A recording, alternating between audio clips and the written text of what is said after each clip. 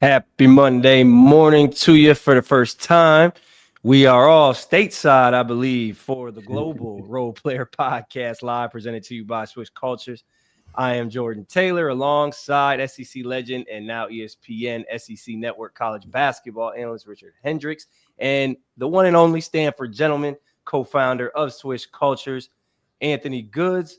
But we still welcome everybody from all over the globe, from Japan back to California. But what's happening, y'all? My bad. I'm a little rusty. We took a couple weeks off. Before we get started, hit the subscribe and like button below and follow us on all socials with the handle at Role Player Media and at Swish Cultures, respectfully. We are the Show Love Podcast, so we got a lot of love to give out in the next 4 quarters worth of topics. And we starting the NBA, but before, let's check back in with the fellas, man. What's good? Where everybody at, man? Well, I'm always in the States.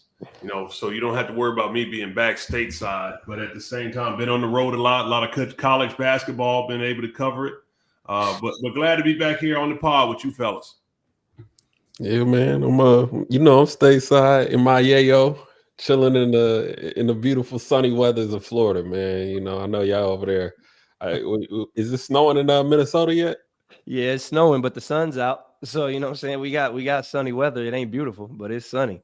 It's got a nice little snowfall, 10 degrees last night. It went and caught a Wisconsin-Minnesota football game, and that wasn't wise. But watching bad football in 10-degree weather is psychotic.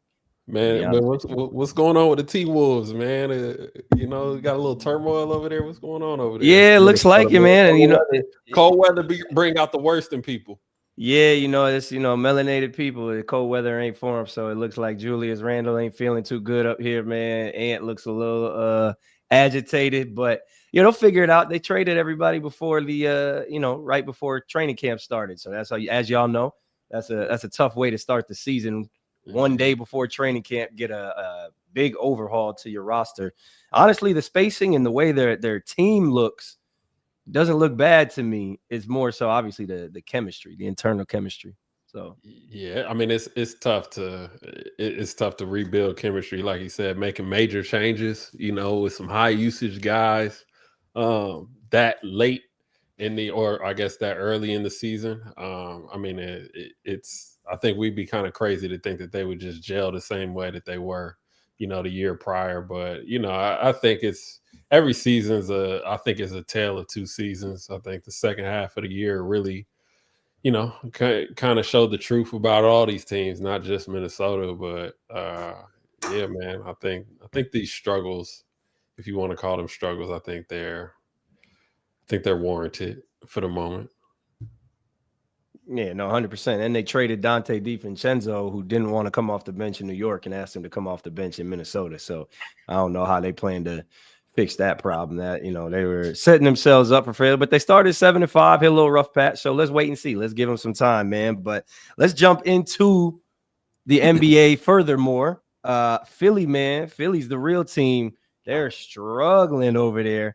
We're picked to be, or thought to be, NBA title contenders, and now tank season, baby. It's tank season. Is it time to tank?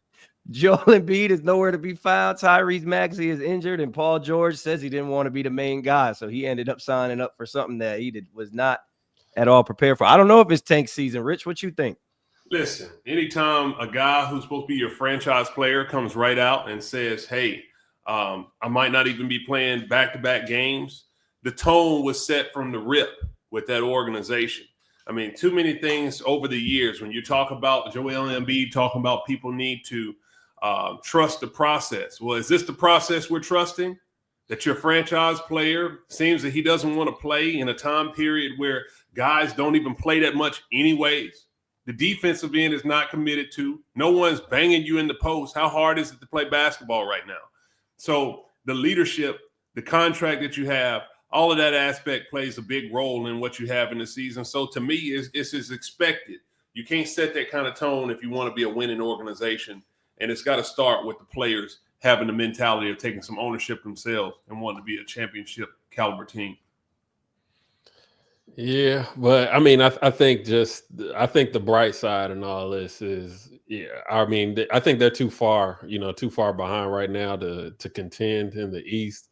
I mean, even though it is early in the season, I mean, just banking on having everybody back and being healthy and winning games and gelling and stuff, I think it's kind of late at this point. You might as well just tank it, man, and try and get something valuable, in the draft.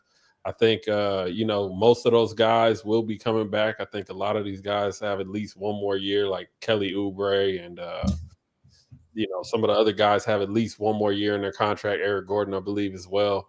So I think you need to kind of just put all your chips in on, next season.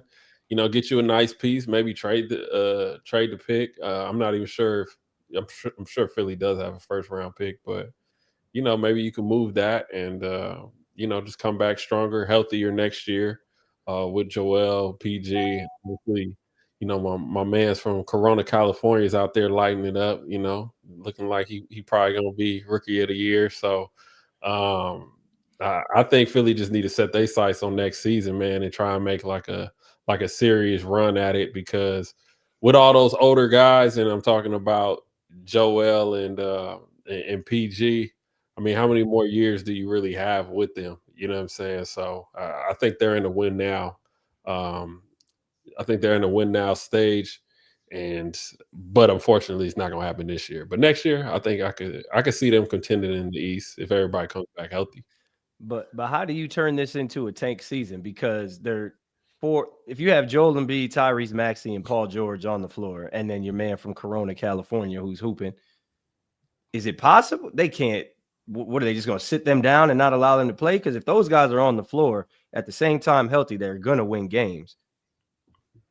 I mean, yeah, no, they're going to win games, but I mean, realistically, he has health problems. He has reasons he could sit out. You know, need to get in shape. Yeah, it could be in shape. I don't know the depth of the detail of his injuries, and and I think that if for him to come out and say he's not playing back to back, I think it's more than just like he doesn't want to compete. I think something's going on with his body. I mean, he's not moving the same. So I feel like my bad. No, I mean he is older, but I mean I think you just tank, man. Honestly. So it's tanking. I guess I'm saying it's tanking. Does that mean you just shut Joel Embiid down for the season? Yeah, I would shut him down. You can't. You can't do that. I know I'm going off. I know I'm going off topic, but see, this is to me is just the problem with the NBA. I mean, you got an organization here that has these championship expectations. You're 4-14 on the season right now with all of these players who are high level guys. Players playing on the Olympic team, Hall of Famers, MVPs on the roster, and you're not even competitive. I mean, like this can't be. And we're talking about already 18 games into the season to tank. Like, forget the rest. What is that? 54 more games, 64 more games in the year. Just let it go. If my math is off, I probably am off. But I mean, it's just the mentality of that. It's just something that just is a big reason why I think a lot of people are not even wanting to watch a lot of games in the NBA, because you got your stars not even out there playing. You look at Joel Embiid, for me, it is a matter of conditioning. As a former post player, the older you get, the lighter you have to get. It's just too much weight on those knees and joints to be making plays in the paint, shifting in pick and rolls, rolling to the basket. So much torque on your body. You got to get lighter as you get older. And when I look at his body, it's way too heavy. And you got to understand that in the offseason, even in the Olympics. So I don't think the future's bright. I hate that you have the tank. I think you got to go ahead and start trading away those big-time pieces and just blow the whole thing up. I think that's probably the better thing. Get rid of Embiid.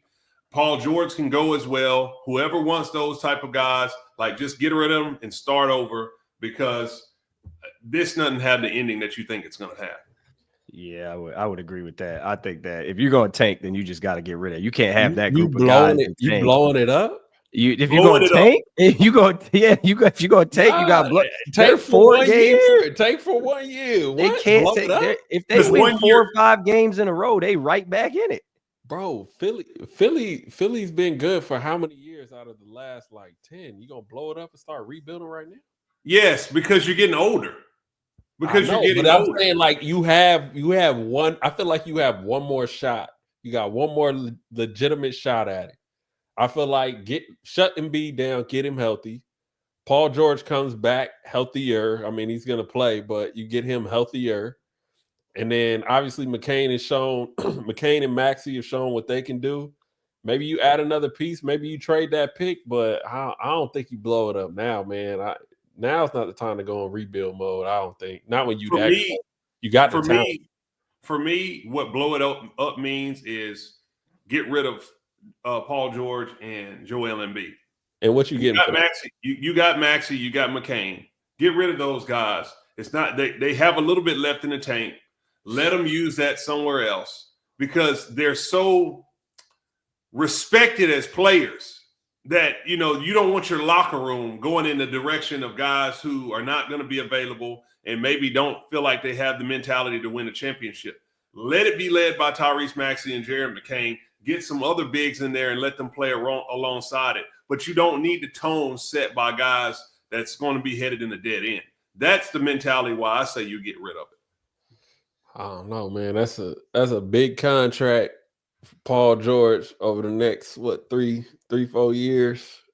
I don't know who's taking that on. And then on top of it, man, you done made all these moves to get these guys, man. I think, I still try to, man. I still hold on to hope, man. I'm gonna try and get me a lottery pick this year. Add a piece or trade it. What are you taking in the lottery that's gonna help you next year realistically? Oh, Atlanta got the first pick. We're not gonna act like we can't get nothing. We can't get nothing up there. Wait, what? I'm saying Atlanta got the first pick. They were in the play-in game, right? So what I'm saying is Philly, we're not gonna sit here and act like Philly can't get a top 3 or top 5 pick. All right, my only thing. But I'm saying, who are you taking like with the top 3 or 5 pick? Because who's the top 3 or 5 picks right now? None of them are all that impactful. I can't say that on air, but I would take a top 5 pick in Philly's situation. I would take a top 5 pick, or I would deal it. I would deal it for a piece that can help. But I'm gonna be honest with you. And obviously, I don't have any front office experience. I'm just a guy who sits around and watches basketball. But the way that I see the youth nowadays, unless it is some Wemby type player, if I got a top 5 pick, I'm dealing it every single year. I don't see some 17, 18-year-old, even from the States or from the G League or from Europe, to come in and really help make my organization better. They're not better than someone who's 22, 23, who can immediately go ahead. And I might be able for the money to get 2 guys who are 22 or 23 and build a better team. I don't look at the league as much as they're trying to have superstars. I don't even know if fans are even like enamored about the superstar anymore. I think they might just want a winning team. That period of hero ball and stuff might be dying off, because you don't see these guys competing the way you want to see them compete. You see it being too friendly. You might as well get the guys who are the mid-level guys and get multiple and build a quality team, because I don't see a high draft pick like it used to be where you could pick up Shaquille O'Neal in 92 and you're automatically in the playoffs. The next year you get a Chris Webber, you're automatically in the playoffs. You get a Big Dog Robinson in 94, you're automatically in the playoffs. That stuff doesn't translate to automatically being in the playoffs until you're fired and gone. I would get some guys who have some experience and move on with it. The top 5 picks according to NBADraft.net right now are Cooper Flagg, Igor Demon from BYU, Ace Bailey, Dylan Harper from Rutgers both, and Nolan Traore from France. And then you got Boogie Flan. So of those guys, a lot of those guys aren't even contributing to winning situations on their college team. So I don't understand what difference they're going to make in the NBA game to contribute to a contender next year. So you're saying nobody that's drafted in the top 5 is going to contribute on an NBA team? Can contribute to an NBA team? Not more so than someone you can get in free agency than the pool of players available. No, Cooper Flagg. Okay.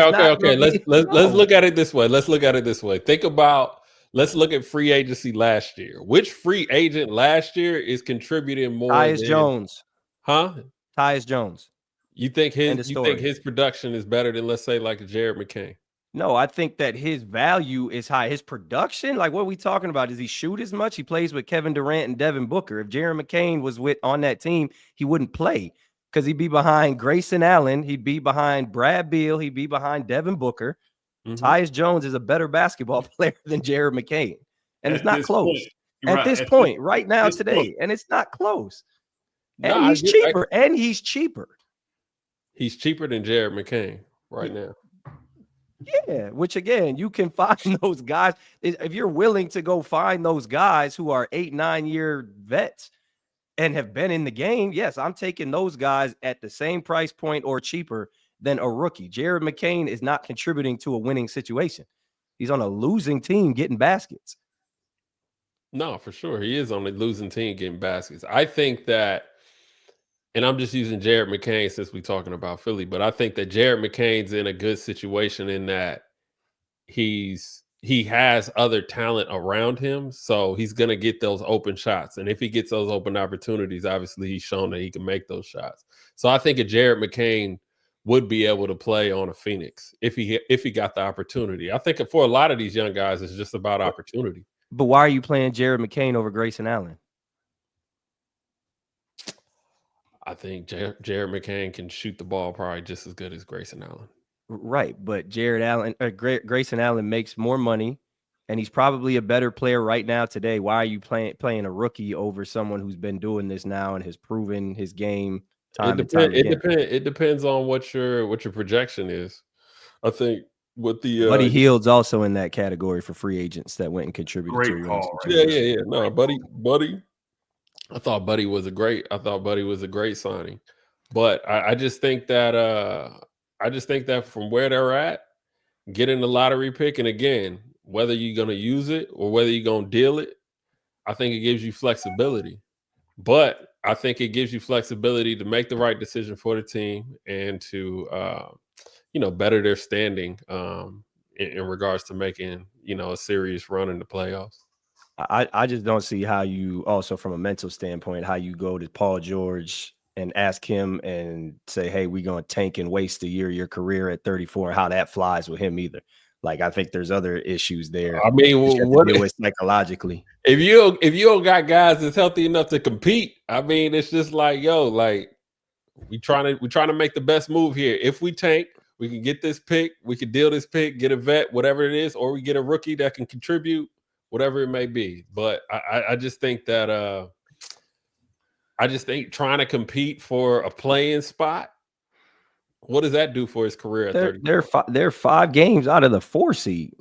No, I get you, but do you really think they're going to? You talking about Phoenix, Jordan? I'm talking about Philly. Philly's 5 games without Joel Embiid. You think they make the playoffs? If Joel Embiid is not there, that's a difference. But if Joel Embiid, to Rich's point, gets in shape and is right, then I'm not tanking if Joel Embiid is available. Like Joel Embiid is not available, then maybe that's a different story. And I don't think his body is holding up too well from what I've heard. So if that's the case, I wouldn't have a lot of faith that his body's going to hold up next year. In which case, I might consider blowing it all up. Blow it all up, and when I mean, this is a conversation you have to have with the medical team. But you know what I'm saying? I don't know. From what I can see from the outside looking in, and I got the access to the same information y'all got. I would just tank it this year. Hold on 1 more year and see what we could do next year. I just don't philosophically. I don't personally believe in tanking. As Jordan's saying, look how much games we have left in the season. Like, you got good players on the team, but when you have these players that have so much gravitational pull, you have to play them. And even if they're not even healthy enough or even motivated enough to come out there and compete, you get rid of that. Just get that out of your way so you don't have to even worry about that decision of playing a guy who's not in shape. And go with the guys who are in shape and give yourself a much better chance to compete and get back in this thing now. Because those guys are just distractions. I would say the same thing. You talk about another team at the bottom of the stand is the Pelicans. I mean, it's a clear situation. Zion's not in shape. And it's just something that really, in the state of basketball right now, guys got to be a little bit more professional You got to be a little bit more professional, especially the bigs. I'm talking about guys who play in the paint. You have to be in shape. You have all the resources. You're talking about talking with the medical team. The medical team should be able to tell you exactly how you should get in shape. It's all about the nutrition. It's all about what you're doing with your body. And as you get older, you got to get lighter and faster. And guys just got to take that stuff seriously. If not, I got to get rid of you because I got to get as much value as I can on the trade and get rid of it and move forward. Because just letting you linger and just be some type of funky sock festering in the locker room that we can't figure out where it is, where the smell is coming from. Like, we just got to clean this whole thing out and move on. 100%. Hey, we got to move on. Speaking of moving on, man, we got to go. We got to move on to the next topic. We going over across the pond, man, to the Euroleague, where Paris basket, man, is rolling 9-3, top of the Euroleague standings, shocking Man, that was the supposed to world be the right London now. Lions, man. I hate to see it. It was supposed to be the London Lions, man. Yeah, man.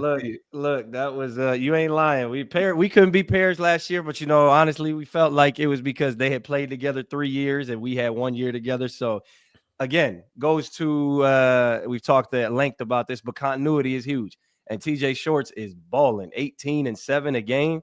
So is this a fluke or is this something that is sustainable? What does this suggest about the EuroLeague? Man, I think they for real, man. I think they got them boys up there. I think they just play a style that traditional European basketball is not used to seeing. They got the small guards they play and up at a very hectic pace, up and down. I don't think anybody has seen. I would say I don't think anybody's dealt with somebody like TJ Shorts that could just command a paint touch like he does. I think they're still trying to figure out how to contain him and keep him from what he's been doing over the last 4 years. But I think one thing though is I think Paris plays fast on offense, and I think they're also defending. I think they're also defending well, and that's been the kind of the I think the main catalyst in them being able to win 8 games in a row now, which is crazy in EuroLeague. I mean, that's a hell of a streak. I mean, Real Madrid did it last year with probably half the budget. I think Paris's whole budget is what Real Madrid is going to lose this year. Is a deficit. So, man, hats off to Paris, Thiago Splitter.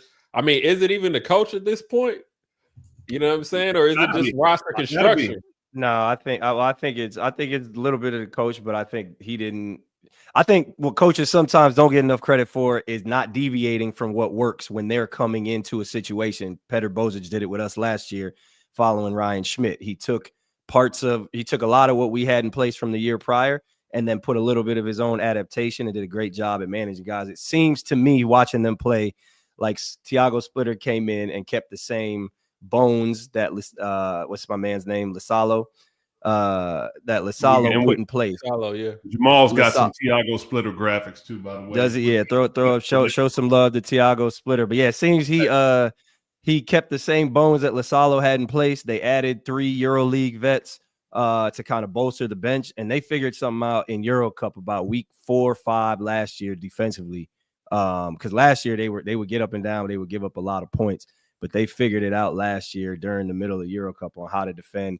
And I love it because I think, a lot of EuroLeague people got to be mad right now because we got to revisit the conversation about EuroLeague versus the NBA champ. What about the Euro Cup champ versus the EuroLeague champ? Because Paris is, you know what I'm saying?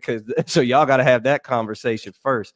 And shout out TJ Shorts, man, and Nadir Heafy. Them boys is doing their thing. Well, Jay, I think that's always kind of been a real legitimate question when you talk about the top tier Euro Cup teams. Now, when you get down to those bottom Euro Cup teams, there's a big gap when it comes to what they have as far as resources. But the champion of the Euro Cup, I have always felt like is a playoff team in the EuroLeague. And maybe even a Final Four, depending on what the year is. I mean, I can remember back on some teams I played when the Lokomotiv Cuban team, I felt like could have been in the playoffs or even in the Final Four. Valencia had some teams. Kimki had some teams in many years that were very, very strong that could have been. So here we are once again. This Paris team you talk about led by TJ Shorts and now Tiago Splitter at the helm. I mean, this is a team that probably can beat a lot of those. It's proven that they can definitely run the EuroLeague. So I think it's good that you can see a little bit more of getting the top teams all together. I mean, this is where the expanded format is something that I think is a positive thing, that we can finally see it played out on the court. And I think you got to compare it also with some of those traditional powers. You touched on Real Madrid. The continuity and the age might be catching up to them. They might not be able to create that same type of magic with that core retiring and moving on. And some of these teams that just got some fresh blood in there are able to come in there and kind of, wreck shop, I guess to say. So, I mean, shout out to, like you said, Paris. I don't think it's a fluke, and they might be able to keep it going. It's going to be about health because we talked about that budget. Mm-hmm. How long can a low-budget team stay healthy playing 2 games a week? Because the EuroLeague is all about who is still going to be strongest at the end of the season. And if you do lose somebody, do you have the budget to get a quality player in the middle of the season? And that's very hard to do, to get a quality player if you have someone go down. Well, I think you got to shout out just the big moves to bring on Mauro Lowe, Kavarius Hayes, and Utara. Those are big moves for them, and I think it does give them a little leeway. As long as TJ Shorts and Heafy stay healthy, then because they got something figured out. I also love the fact that these are guys who people are saying couldn't play in the EuroLeague last year or the year. So it's a shot to the pretentious EuroLeague vibe that there is. And also, again, make the headline. Hey, does Panathinaikos have to beat Paris before my man Panathinaikos contacts Boston ever again? They got to do that first, and then they can contact Boston. They got to knock it off, man. Knock it off. No, that's a fact, man. But I mean, I've just been impressed. In Paris, like when you look at their roster and even how they play, they don't have like rim protection. They don't have like all these key things you think a EuroLeague team needs to win. They just got some dudes with high energy that's going to go out, scrap, get off the offensive boards, and we just going to run, shoot threes, and get into the paint. You know what I'm saying? So, I mean, it's been dope to see. I mean, I think Heafy shot 19 threes in one game. Against Alba a few weeks ago. Averaging 13 and 17 minutes right now. Something like that. Like, yeah, he's going crazy. Right. He shot 84 threes on the season, 27 for 84 in the EuroLeague from 3-point. So I mean, he's shot 20 more threes than the next guy on the roster. I mean, so he's definitely getting them up, and twice the amount of threes as he has two. 2 days short. And I know European media is sick because, that was a conversation last year. London and Paris played American-style basketball, this, that, and the third. And Paris is wrecking shop right now. I mean, for nobody, I don't think anybody in their right mind thought Paris was going to be where they are now. At the top of the EuroLeague standings 12 games into the season. So, man, hats off to them. Hats off to all of them over there. But it's a long season. It is, and Pana still got. It's a long season. Pana still got. I think the road you still got to go through Pana, man. At the end of the day, just because in the playoffs you're gonna have to play them in a series, and they got crazy depth. And Ottoman's team's been known to kind of turn it on and off when they need to. So I think that Pana's still in the way in regards to getting to that chip. But I mean, I think Paris even making the playoffs, I think is a great accomplishment for them. And if they make the Final Four, everybody in Europe's going to have to sit down and have a conversation because making the playoffs right now, they look like we're talking about home court advantage in the first round is what they looking like. I know they look. They already went through Pana too. So yeah. No, I get what you're saying, but we know, like Rich is saying, it's a long season, man. I feel like everybody gets hit by the injury bug at a certain point. You know what I'm saying? God forbid, and that's where it is. It's like, how bad do you get hit by it? You know what I'm saying? And and can you overcome that? So, Finner's gone through their fair share of injuries. Real Madrid, all these teams have. So I think, Paris is doing well right now. We'll see how they finish up, but it'll be interesting. Listen, I do think it's a good story to start to see, and that's the tone you want to set if you are underdog. You better get out of the blocks early. But 12 games in, I mean, you're 9-3, but the 8th place team in the league is 7-5. That's just a 2-game differential from being right there on the cusp of not making the playoffs. So it's so many rounds as that stuff starts to try to, build up on you, the grind of the season, the grind of being overseas for your import players for 6, 7, 8, 9, 10 months out of the year. I mean, because that EuroLeague Final Four, when you get to that playoffs, we all know this. The mentality of American players, man, you're about ready to go home. I'm just going to be honest with you. And if you're not playing for anything, even if you are playing for anything, because you already know that if you've gotten to that far of the season, you've been doing work, you're going to get paid. Bag. You've secured the bag. You're going to get paid regardless. Yeah. So, TJ Shorts has done his thing. He got a couple more months to keep securing the bag, but I don't know if they got enough of what it takes for the long haul to really talk about Final Four. Hey, like I said, hats off to him. Hats off to Thiago Splitter. But I'm pumping the brakes when we talking about can this team shock somebody at the end of the day. I just don't think. I think they're going to be hanging on to try to make the playoffs at the end of the season. That's my prediction. And stop hating to get money, man. Stop hating. Let them boys live, man. But look, we moving on. We go breeze right past halftime because we gotta get to the game. We ain't got time for halftime today, so we're gonna jump right to the third quarter, no intermission, with the role player of the week. And the role player of the week for me is the Atlanta Hawks basketball team. They have been struggling. They're starting to find their rhythm. Knocked off the Cleveland Cavaliers twice, 2 more times than they had been beat. Well, double the amount of losses they had throughout the entirety of the season, back-to-back games. Trae Young had 22 assists in one of those contests, averaged 17 assists over that time period.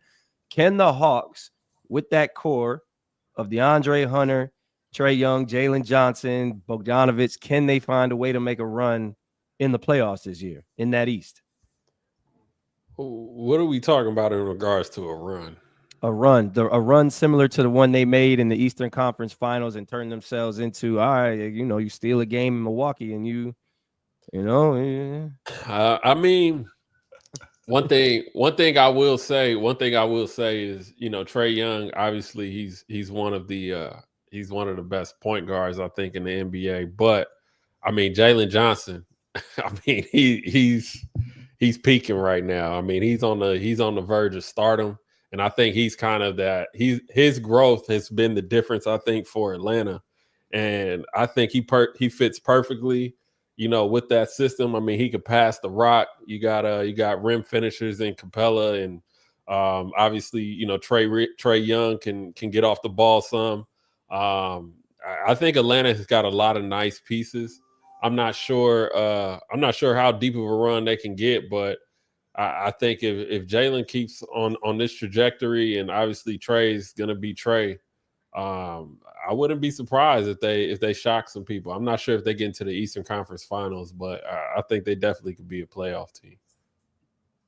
I think Dyson Daniels is a revelation. I agree with you 100% on Jalen Johnson, but I think Dyson Daniels is, in a way, everything they thought that DeJounte Murray was going to be for them. Defensively, he's got to be in the running for Defensive Player of the Year. I don't know if he's going to get it, but he should. They're going to give it to a big. They're going to give it to a big. Richard Hendricks, going to send a couple emails up top. They're going to give it to a big. Hey, listen, big man advocate. I think we've talked on this before, previous on the Role Player podcast. Listen, I always think that they try to make that stuff a big man award, and more than any other time in the history of the game, Defensive Player of the Year should no longer be a big man award. Like, I really feel that way. When you don't have a league of bigs that you're playing through the post, rim protection might be overrated when it comes to an aspect of people shooting more threes from the outside. Rebounds are not really contested from a standpoint of having multiple bigs in the paint going to the O boards. It is something that I think they need to take a look at, just automatically giving the defensive player of the year to the big guy who blocked 3 shots a game. Because like we spoke on before, Rudy Gobert's 3 or 4 blocks is not the same as Ben Wallace's 4 blocks in a game that was played in the 70s and opposing team scoring 122 points. Like, you're not really making that big of an impact. I would look more so at the wing defenders who can switch and play multiple positions, that can really go out and be pesky on ball handlers, and then do other things that impact the game. The bigs getting the defensive player of the year, that stuff needs to be a time that's gone. It really needs to go to guards and wing players if you're really looking at how the game is being played. I agree. I mean, I think Dyson Daniels, I think he definitely deserves it for, if we're gonna base it off of what's happened thus far in the season. I think Dyson Daniels is a no-brainer for that one, man. But yeah, that's a good call, JT. I mean, I think he's been everything Atlanta's kind of needed to kind of turn that franchise around a little bit, or get them headed in the right direction. And I think they got the right pieces right now to be a very, very good team come playoff time. That's also another answer to your previous question about free agents making an impact right away. I know they ain't exactly a winning basketball team yet, but if not, what else is Atlanta? What else is Atlanta missing to kind of get over the hump? Because they spent the last couple of years now in this 500 area. It looks like they had, like you said, Dyson Daniels, Jalen Johnson, DeAndre Hunter, Bogdanovich. Are they missing? To me, is it a scoring wing? Is it a guy who is that Bogdanovich? Can he be that, or what are they missing? Yeah, I mean, I would say, I mean, for real, I don't think you could ever go wrong with having a scoring wing. You know, a wing that can score the ball. I think they got some D, and I don't think you could ever be a team that has too much shooting either. You know what I'm saying? So I wouldn't be mad at having like another shooter on the wings, somebody like really, really consistent. Yeah, I wouldn't be mad at that. I don't think they're missing a whole lot though, man. Yeah, I don't either. I don't think they're missing a whole lot. Maybe because I mean, could turn into that guy we talking about. He's a solid big as well. Yeah. You know, they ain't missing a lot. I would say I just think another shooter would help put them over the top. Risa Shea is in theory the person that we're talking about. I don't know if he's that this year, but he's could be all into one if you get lucky, right? He's the knockdown shooter, he's the scoring wing, he's the defender. I mean, I don't know if he's a scoring wing. He can. You don't think so? I don't think he's a knockdown scoring. I'm not saying Paul George scoring wing. I'm saying we need 15 to 18 a night from you. We need you to attack, close out every now. I don't know. I don't know if he's Brandon Miller. You know what I'm saying? I see him. Nah. I see him as a guy that can make shots from 3. I don't know. I don't think he's on the level of shooter as Bogdanovich. You know what I'm saying? I don't know if he will be that. But I think he will be a guy that can make threes and do a little bit of everything. I think he rebounds. I think he's a solid defender. And obviously he's hella tall. But yeah, man, I think another shooter is doing good. But word is works hard, and we know Kawhi wasn't no scoring wing either at one point. So not to make a lofty comparison, just you never know what people can turn themselves into. Not that I'm not. At one point, he turned into the scoringest wing, though. You know, that's right. That's what I'm saying. So if Kawhi can go from where he was to that, then I would believe Risa Shea can go from where he is to. I think Kawhi just wired different though, bro. Like 28. I don't think that mental makeup. Like I don't think that just comes every day, bro. Kawhi was just wired different. Imagine if Kawhi had like healthy knees, bro. Like his knees been fried since San Antonio. Is it a knee issue? I thought he had some other issues. Somebody told me like 6 years ago. This is when he actually this might have been his first year after he's with the Clippers. They told me his knees are like done, like it's over. I'm surprised he's lasted this long, honestly. Yeah, I From mean, what Doesn't I've heard. stop me. I also think people tend to speak in hyperbole with information like that. True. I agree. That's why I say you got to talk to the medical staff, my guy. Man, no. The These medical medical staff- staff, this man, love the medical staff. Now look, listen to them people, man. at all. What was you gonna say, Rich? The medical staff just tells you what the people want you to. They just gonna tell you what they've been told to say. You know what I'm saying? Right. They're trying to keep their job. Trying to keep their job. I ain't listening to them people, man. But listen, man, let's slide into the fourth quarter before we get too deep into the weeds on the medical staff. Rich's soapbox. We're gonna save that for another time. So we're gonna jump into the coach's corner. Anthony Goods. Yeah, man. I saw a stat floating around, man. It says the Nuggets are the highest rated offense ever in NBA history when Jokic is on the floor. So my question to y'all is, how is this possible if Denver is a team without all the star power? And we're talking about all the teams in the history of basketball, and I'm pretty sure a lot of it has to do with pace and the uptick in 3-point shooting and all that other stuff. But how in the world would this be possible in your guys' eyes? Man, I don't know. I don't know. I love Jokic. I think he's amazing. I'm getting tired of the Jokic stats though. Like I'm fed up because it's like, bro, he's great. We giving this man all these MVPs and saying he's the best ever. His teams are the best ever. It is that. But when is he gonna win something other than the one title? Like you to be put in these categories he's been put in. You gotta win at a high rate. Like if he walks away with one NBA championship, like. Come on, man. Like, what are we doing? That's great. Maybe it is. I don't know how it is possible. You tell me. You. Well, Jay, how many does he have? Tired of it. I mean, this is a guy. I feel you. I feel you when I start to see stats. I mean, like, listen, I'm a stats guy. I mean, I get it. I mean, but at the same time, it's kind of like some of the stats now in the league when they start to pass some of these legendary players, as you mentioned, that did. It's kind of like, man. I mean, like I think I just read that Nikola Jokic just passed Magic Johnson for third all time in the most triple doubles ever in the history in the NBA. And he might have done it in like 200 less games. I mean, so we're talking about a guy who is passing all of the legends, multiple MVPs. Is it 3 that he has? 3 MVPs, a championship. Obviously, he done the thing in the international game. I mean, so we're already saying that Jokic is a top 10 player of all time. That's where we're starting to say. And if you're saying that he makes this type of impact on his team, then, with them being out of the playoff standings, like, what is the issue? I mean, I feel what you're saying. I'm like, if you're that dominant, then, the team's got to be your 9th spot right now. So, you're in the playoff play-in game.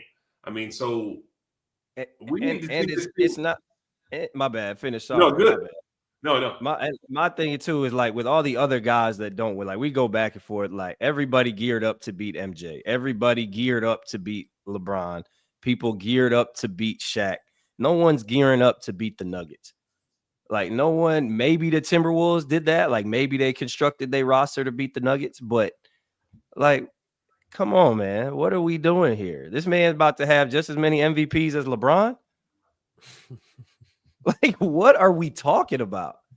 I don't get it. I don't get it anymore. He's a 7-foot Steve Nash, man. You know what I mean? He is. He's cold. He's so much fun. The problem if you give any pushback, is he fun to watch? Is he? I like watching Jokic. Yeah, I like watching Jokic. I like, Jokic is very fun to watch. He's extremely skilled, extremely high IQ. He's a fun player to watch. But like with all the comparisons with, the media, he's a media darling because of numbers. And I'm sure everybody say numbers don't lie. One thing numbers can do, you can skew them, Jones. You can skew them real. Most definitely. You can skew them to tell a story for damn sure. So, like, there's got to be something you got to take into account. He passed Magic in triple doubles. All right. Well, Magic, 1 was playing with Kareem. 2, what was the pace of play? How many possessions were there when Magic was playing? Like, stop it. Yeah. I mean, I think we're so used to the best player in the league being so marketable and so much entertaining as far as like you have a skill set that people just can't match. And Jokic is this guy who's kind of boring. Obviously, the man's out there, man. He likes horses. He likes family and downtime. I mean, like, look at the guy. Hey, I mean, what you say to Jamal? What you say to Jamal? Why you say Jamal? We also on the heels of Kawhi. Think about it. You got Jokic got 3 MVPs. You had Kawhi was kind of similar. He didn't have a lot of personality. Didn't care about the spotlight. I think that's a problem for the league. Huge problem.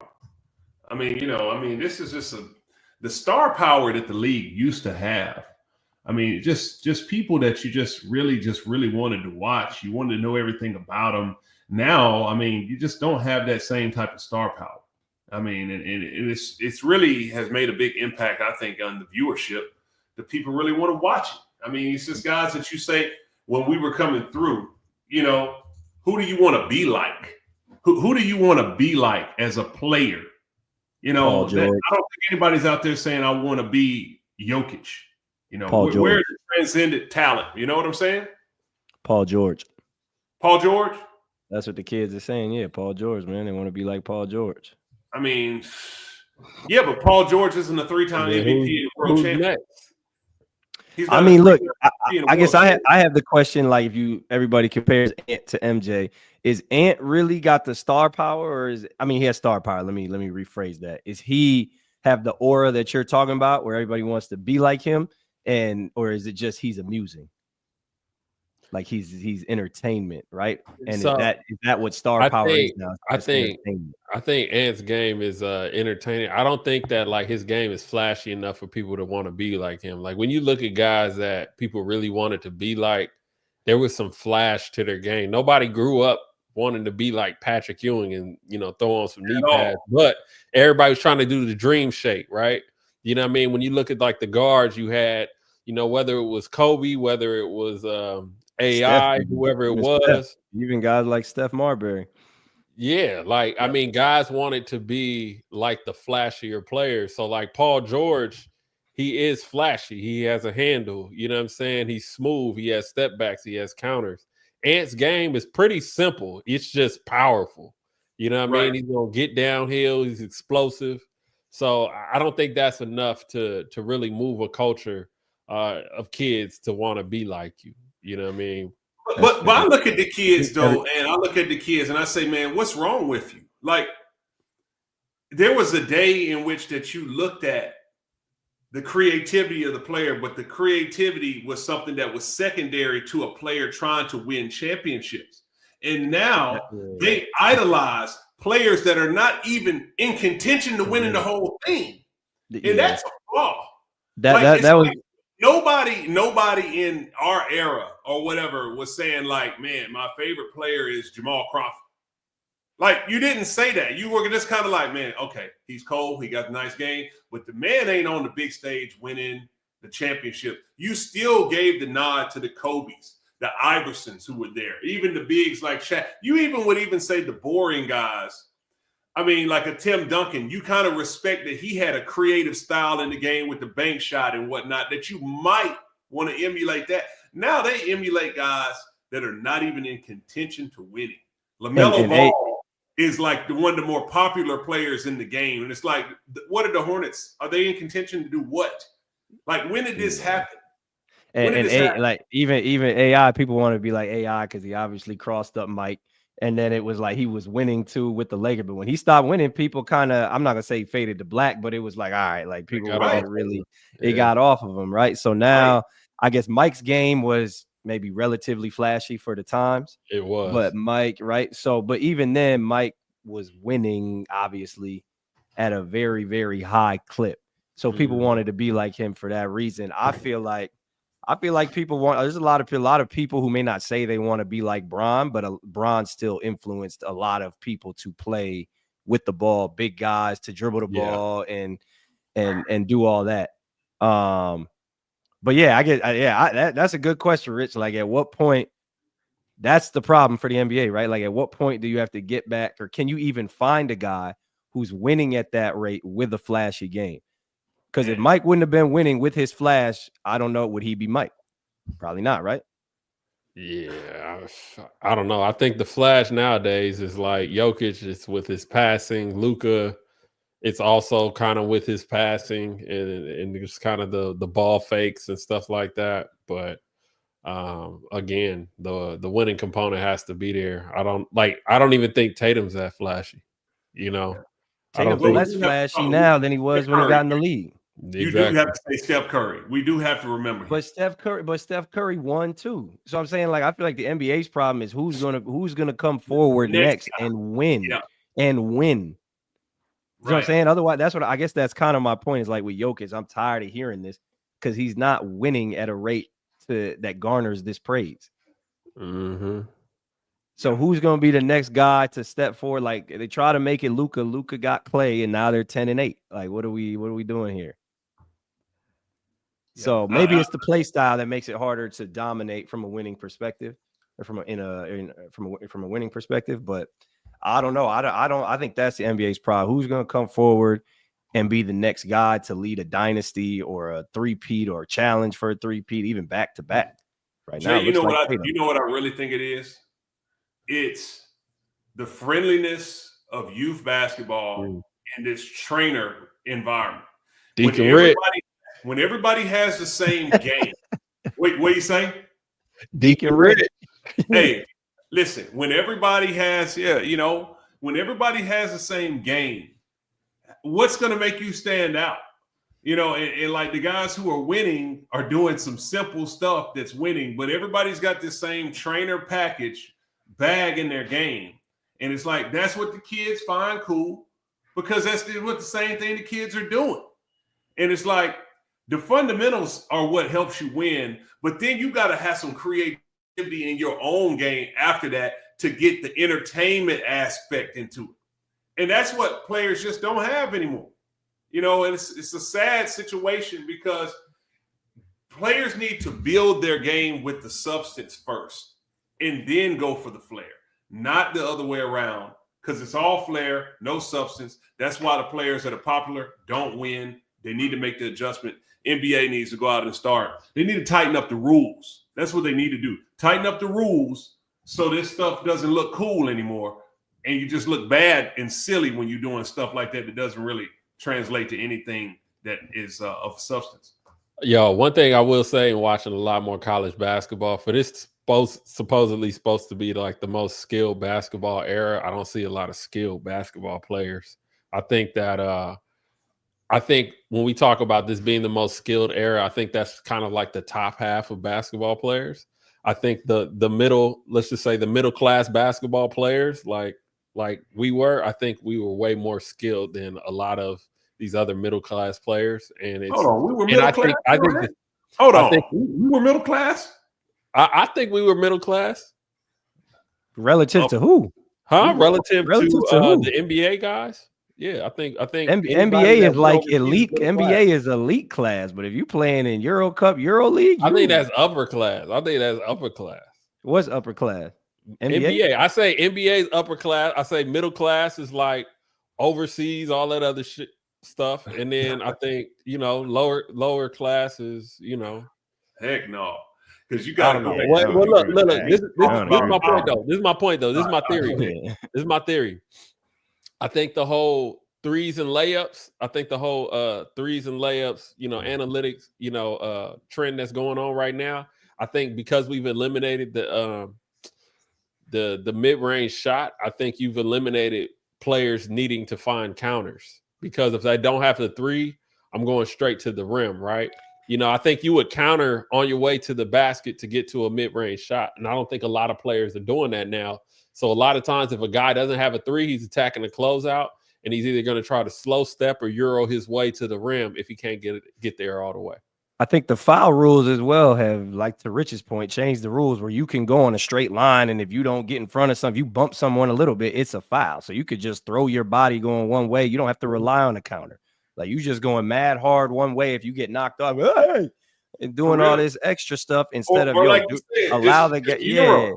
allow a dude to play defense where I can give a little bump where you gotta absorb this bump and then get back on balance, go behind the back, go off 2 feet, do all that stuff. Like, I don't even think it's close. All these kids now are trying to be skilled with the ball, and only the most skilled are the ones who are skilled with the ball. You can go sit in the gym as long as you want. You are not going to be Kyrie Irving because he got something from God that he did not give to anybody else. So in terms of being skilled, like we get away from being able to come off a pin down, being able to just shoot a spot up three, being able to play in the post as a guard, being able to step away from the basket as a big and find backdoor cuts. Like that's all skill. It's boring, but it's all skill. And none of these guys have that. And that's the main reason why the older guys in the NBA are still on top. In an era where everybody's supposed to have so much skill, why is LeBron James, Kevin Durant, Steph Curry, all of these guys who are mid-30s and even older still amongst the best players in the league? That's ridiculous. If you guys got so much skill, you should be kicking the old guys off of the court. And it's not the case. Like, there's something that the generation before can tap into to still be effective that these young guys don't, because they just quite frankly don't know how to play the game. And, you know, they don't know how to play the game. There's a lot of wasted motion. They can't play without the ball, and they don't know how to play with the other four players on the court. And that is something that really, it irritates me. And we talk a little bit about the mid-range game. When the game gets down to the clutch and you need a tough bucket, no defense is going to let you get to the hole, and they're not going to let you shoot a three. You got to have a middle game, and these kids don't have it, and all they can do is just shoot a step back, contest it, and they don't understand why they can't get it done in the clutch. But and people are finally starting to catch on. What players have noticed now for a while, that everybody in the NBA, at least, there's no variety. Everybody plays the same. To your point, everybody does the same thing, and that's not a positive for basketball. That's not a good thing, and I don't understand why anybody thought it was. So to the get the analytics people up out, man. Get them people, or at least give a little more control back to the basketball heads, and I think there's too much analytics. I think analytics is great. Like, I think there's a place for that, but I think it needs to go back. It's going a little too much money ball, Billy Bean with it, and needs to get back to arrogant with it. They're arrogant. They tell you don't know what you're talking about. You know, that's the problem. Like, it's like, hold on now. Like, I've been in the field. But we got one more real quick, Goods. You want to wrap it up? Yeah, just wrapping it up real quick. Paycheck, rain check. Somebody's paycheck's taking a rain check. Vasily Micic, I feel like he's on the trade block. I don't know this. I'm just got a hunch here. He's got a $7 million owed for the rest of the season, $8 million team option next year. Is he on the move? Is he going back to Europe? What are y'all thoughts? I thought he played well last year, and he's just not getting a lot of time in Charlotte.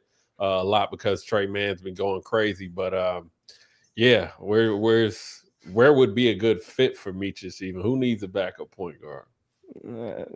I mean, I think everybody could use a backup point guard, if I'm being honest. Like, I think every team, it goes back to the Tyus Jones comment. I think every team in the NBA could use a guy like Micic.